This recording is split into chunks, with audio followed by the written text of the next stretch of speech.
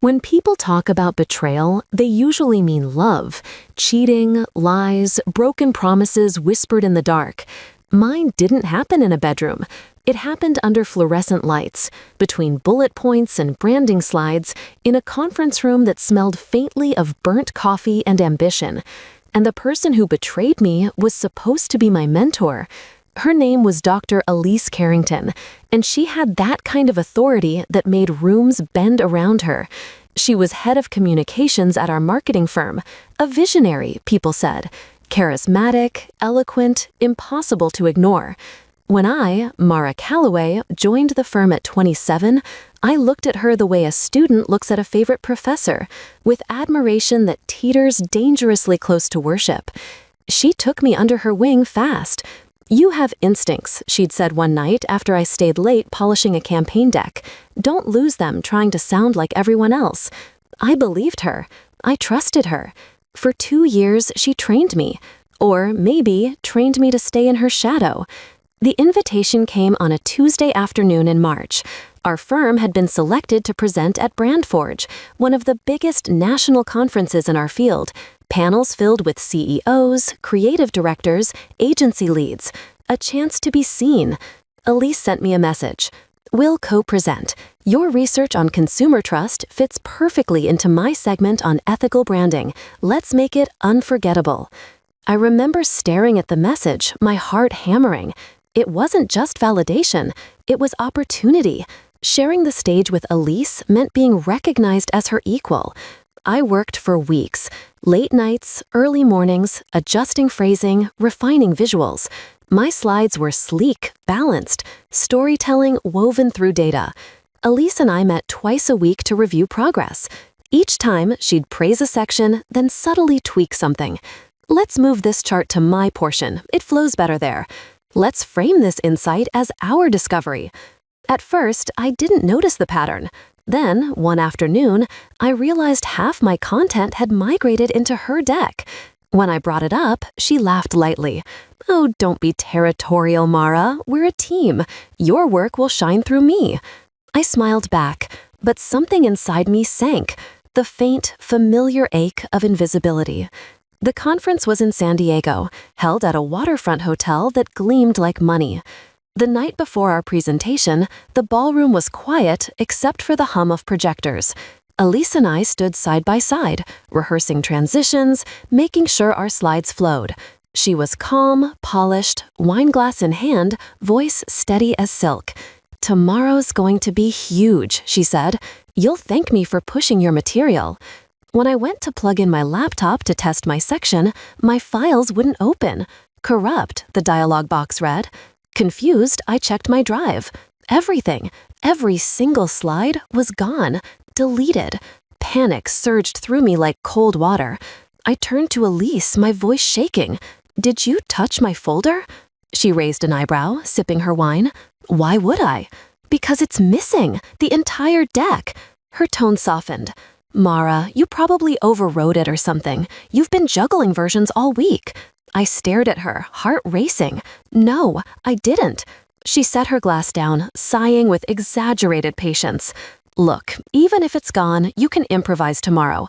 I'll carry most of it anyway. You'll be fine." That was when I saw it, the faintest flicker at the corner of her mouth. Not sympathy, satisfaction. I barely slept that night. In the sterile hotel room, I sat cross-legged on the bed, laptop open, tears stinging my eyes. Every instinct screamed that she'd done it, sabotaged me to make herself shine brighter. But what she didn't know was that I had learned from her too well. Elise had taught me to always have backups, off-site, time-stamped, cloud-synced. And I did. At 2:17 a.m., I restored every file. Then, I added one new slide at the very end. It was subtle, elegant, with one image, a screenshot of her text message from 2 days earlier, accidentally sent to me instead of someone else. Can't wait to see her fail tomorrow. Some lessons are best learned in public. I had never confronted her about it. Until now, it was just evidence waiting for a stage. The next morning, the ballroom buzzed with anticipation. Rows of professionals, notebooks open, eyes bright. Elise stood at the podium, radiant in her navy suit.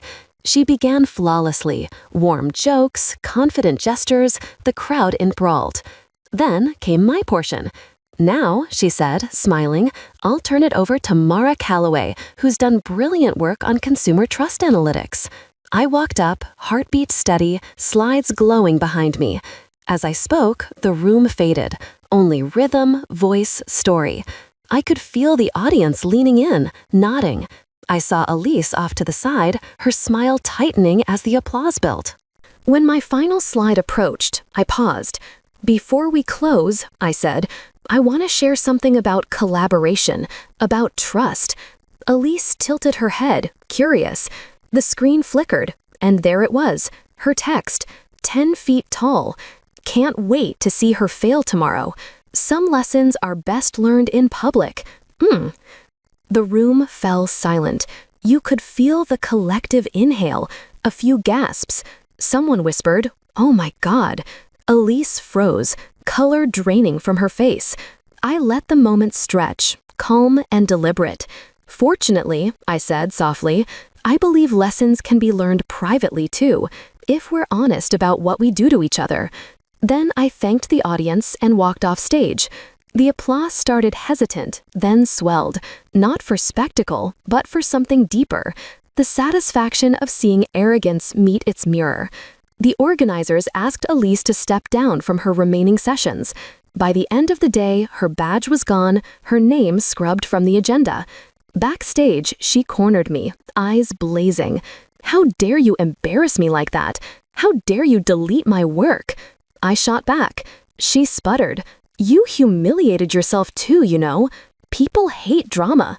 I looked her straight in the eye. "No, they hate liars." She didn't respond, just turned sharply, heels clicking across the tile, leaving a trail of perfume and ruin behind her. Afterward, the conference felt different, slower, quieter. People I'd never met before came up to me with subtle smiles. "That was brave," one woman said. "You handled it with class." Another whispered, "We've all had an Elise." I realized then that betrayal isn't unique, it's universal. And revenge, when done right, isn't rage, it's revelation. When I returned to the office the following week, whispers followed like shadows. Elise had taken a leave of absence. No one asked why. Our director called me in, congratulated me for grace under pressure, and promoted me to senior strategist. I accepted quietly, but part of me still felt hollow, like victory had come with an invisible bruise, because beneath the triumph was loss. I had once looked up to her, believed she saw something special in me, and maybe she did. Maybe that's why she wanted to break it. Power doesn't always come from malice. Sometimes it's born of envy. Months later, I ran into her at a networking event in Seattle. She looked smaller somehow. Not physically, but in presence. The kind of woman who once owned every room, but now hovered at the edge of them. "Mara," she said, her voice carefully neutral. "You look well." "So do you," I replied. She hesitated. I wanted to say I didn't mean for things to go the way they did. I smiled faintly. "You meant every word you texted." Her eyes flickered. Guilt, pride, both. "I suppose I did." "Then there's nothing left to explain," I said. I walked away, and for the first time, I felt something stronger than revenge, release.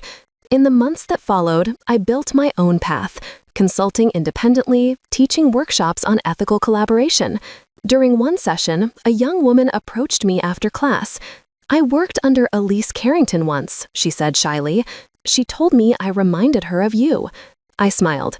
"Then I hope she also told you what happens when you try to make someone else fail." The girl laughed, not understanding the history, but that was fine. Some lessons are meant to live quietly. The funny thing about betrayal is that it changes your relationship with silence. Before Elise, I filled silence with explanation, apology, overcompensation. After her, I learned that silence can be power, a boundary that doesn't need to shout to be heard. When people ask about the conference now, I don't tell the full story. I just say, "It was," clarifying. And it was. Because in that ballroom, under the weight of her words, I learned something crucial. The sharpest revenge isn't public humiliation. It's survival with integrity intact. I didn't destroy Elise. I exposed her reflection. And she destroyed herself. Sometimes I think about that last slide, her message frozen forever in digital amber. I could have removed it after the conference, deleted it from every backup, but I didn't.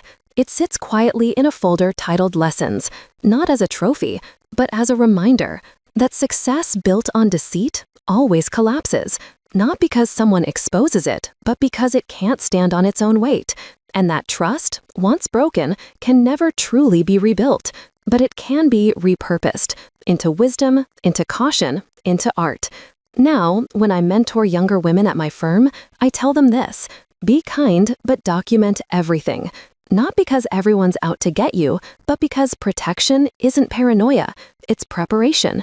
And preparation, as I learned that day, is the truest form of power. When I left the conference that morning, I walked out into the sunlight, the ocean stretching beyond the glass walls, gulls wheeling overhead. My hands still trembled, adrenaline fading, but beneath it all was something new: peace. The kind that doesn't need applause, the kind that comes from knowing you didn't let someone rewrite your story.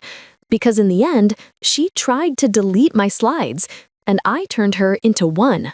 You've just stepped into her revenge side, where every wound finds its justice, and every silence ends with truth. If her story struck a chord, make sure to like, share, and subscribe. Your support keeps these stories alive. Another secret waits in the next video. See how her revenge begins.